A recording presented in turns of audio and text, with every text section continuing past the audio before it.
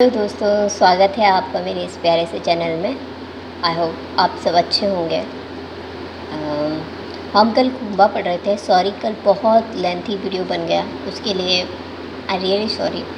But मैंने जो ये वीडियो बनाए हैं वो हिस्ट्री लवर्स के लिए हैं, और जिन्हें हिस्ट्री से प्यार है वो तो कितना भी लंबा वीडियो देख सकते हैं। एक्चुअली कंसेप्ट ये था कि मैं कई ऐसे होते हैं जिनसे बिना बुक की डिटेलिंग के नहीं पढ़ा जाता है, इसलिए मैंने पूरी बुक पढ़ाई है, यानी कि उस पूरे पार्ट को पढ़ाया है।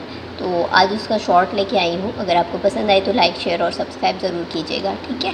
देखिए, हंसाबाई का विवाह जो है लाखा के साथ हुआ था, और इसके बाद जो कंसेप्ट है हमारा,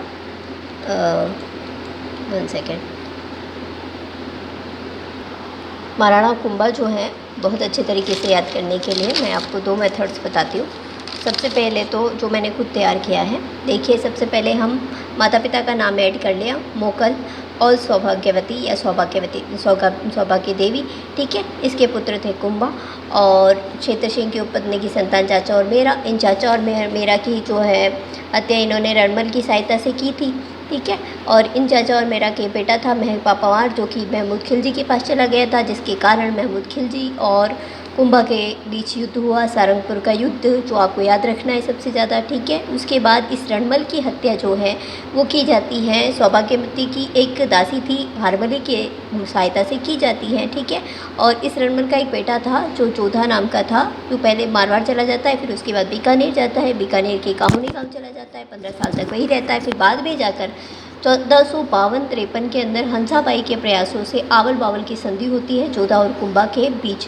तो जोधा का जो है जोधा की बेटी श्रृंगार देवी का विवाह कुंभा के बेटे रायमल के साथ कर दिया जाता है। इस प्रकार ये झगड़ा खत्म हो जाता है, ठीक है। इससे पहले 1437 में सारंगपुर युद्ध में होने के बाद 1443 में खिलजी का जो है कुंभलगढ़ पर आक्रमण होता है, जहाँ बाण माता के मंदिर में जो है, मंदिर के नीचे दीप सिंह की सेना वाला वर्णन आपने पढ़ा है, ठीक है। और 1446 में महमूद खिलजी का मांडलगढ़ और चित्तौड़गढ़ पर असफल प्रयास रहता है, ठीक है। और अंतिम प्रयास इनका रहता है 1456 में, ठीक है।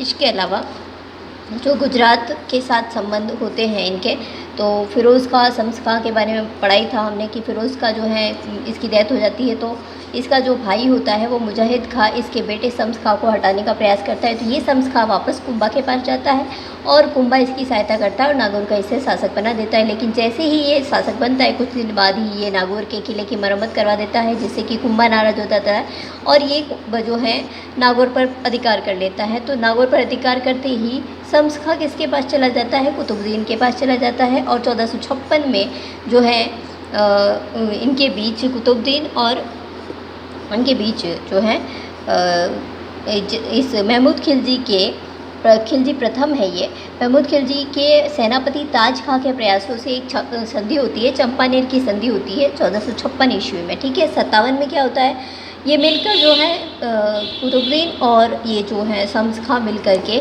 कुंभा पर आक्रमण करते हैं, और ये जो युद्ध कहलाता है वो है बदनौर का युद्ध, जो कि भीलवाड़ा में है, ठीक है। इसके अलावा इसकी उपाधियाँ देख लीजिए आप, सारी की सारी उपाधियाँ मैंने लिख ली है। एक तो थी इसकी आदिवराह उपाधि, जिसे वसुधरोत धरणादि वराहेण इसकी उपाधि थी। अभिनव भट्टाचार्य संगीत के ज्ञान के कारण थी। राणा रासो साहित्यकारों को आश्रय देने के कारण थी। हिंदू सुरत्राण राजपूताने का शासक होने के कारण सर्वोत्तम शासक था ये। हालगुरु पहाड़ी दुर्गों का स्वामी होने के कारण धर्मरक्षक भी कहा गया है इसको। दानगुरु कहा गया है, राजगुरु कहा गया है। चाप गुरु राजनीति में दक्ष होने के कारण, और चाप गुरु जो है इसका धनुर्विद्या में दक्ष होने के कारण। टोडरमल जो उपाधि है वो बहुत ज़्यादा इंपॉर्टेंट है, क्योंकि ये संगीत की तीनों विधाएं, गायन, वादन और नृत्य, इन तीनों में ही ये पारंगत था, इसलिए इसको टोडरमल कहा गया है। पनरपति, अश्वपति, गजपति, विशाल सेना का अधिकारी होने के कारण, महाराजा धीराज की पदवी के कारण, ठीक है।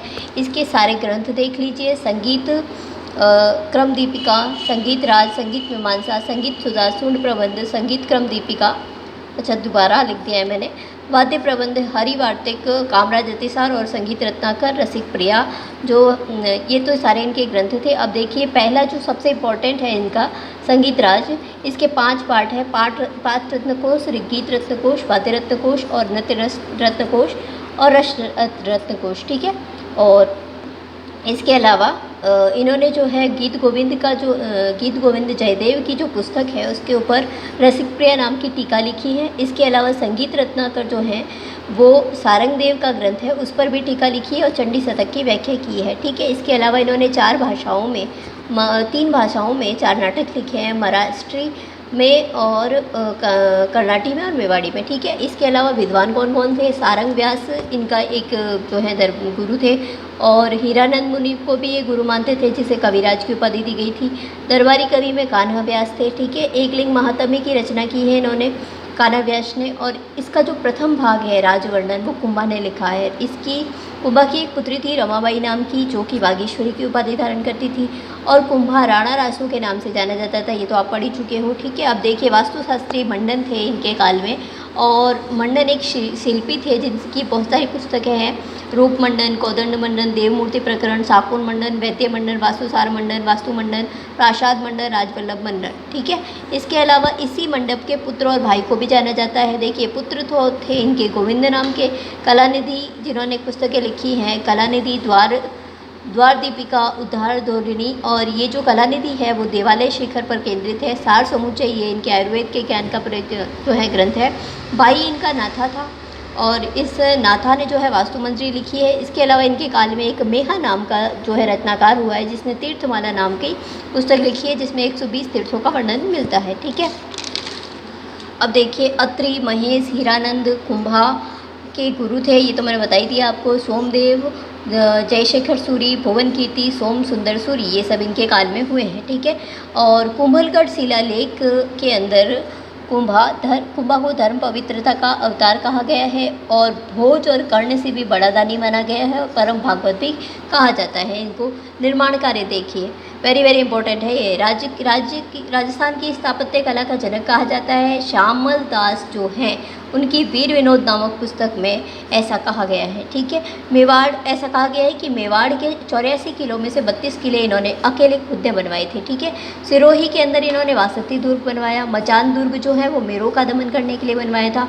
अचलगढ़ दुर्ग का इन्होंने जीर्णोद्धार कराया था 1452 में। राजसमंद कुंभलगढ़ जो है इन्होंने बनवाया था और कुंभलगढ़ को इनकी पत्नी कुंभल देव की स्मृति में बनवाया था इन्होंने। और मेवाड़ की शरण स्थली कमलपीर दुर्ग और इसको किस किस नाम से जाना जाता है देख लीजिए। मेवाड़ की शरण स्थली कमलपीर दुर्ग, कुंभपुर दुर्ग, कुंभल मेर दुर्ग, मच्छिंद्र दुर्ग और बैरोका दुर्ग। ठीक है, इसके अलावा ये जितने भी फैक्ट्स हैं वो आप आराम से देख लीजिए, वीडियो फिर से लेंथी बन जाएगा। तो 36 किलोमीटर इसकी प्राचीर थी। ठीक है, और इसके अलावा राजस्थान का आत्मनिर्भर लिविंग फोर्ट है, खेती की जाती है, ये सब आप जानती हैं। कटार दुर्ग इसका एक हिस्सा है जहाँ पर जिसे मेवाड़ की आँख कहा जाता है, कुंभा का व्यक्तिगत निवास स्थल था। अबुल फजल ने इस दुर्ग की ऊंचाई के बारे में कहा है कि इसकी इतनी ऊंचाई है कि इसको देखने पर जो है सिर की पगड़ी गिर जाती है। कन्नड़ टॉर्च जो है इसको मजबूत होने के कारण बहुत ज़्यादा मान देते हैं और एटस्टर्न दुर्ग से इसकी तुलना करते हैं। ठीक है, और प्रजामंडल आंदोलन में माणिक्यलाल वर्मा को कैद रखा गया था यहाँ पर और उड़ना राजकुमार की छतरी और कुंभा की खतरी यहाँ पर है। दुर्ग के 5 द्वार है, रामपोल, विजयपोल, हनुमानपोल, हल्लापोल और कुंभस्वामी मंदिर बनाया है। और चित्तौड़, कुंभलगढ़, अचलगढ़ ये सब का निर्माण करवाया है। श्रृंगार चौरी भी यहाँ पर बनवाया है। ठीक है, अब फिर से लेंथी हो जाएगा तो मैं आपको इसका बस दिखा देती हूँ। ये सारी चीज़ें हैं तो आप इसे इस डायग्राम में लिखकर याद रख सकते हैं। Okay, thank you for watching. अच्छा लगे तो लाइक कीजिए, शेयर कीजिए और सब्सक्राइब ज़रूर कीजिए। मैंने अपनी तरफ से बेस्ट दिया है, अब आपको अच्छा लगता है या नहीं लगता ये तो देखते हैं।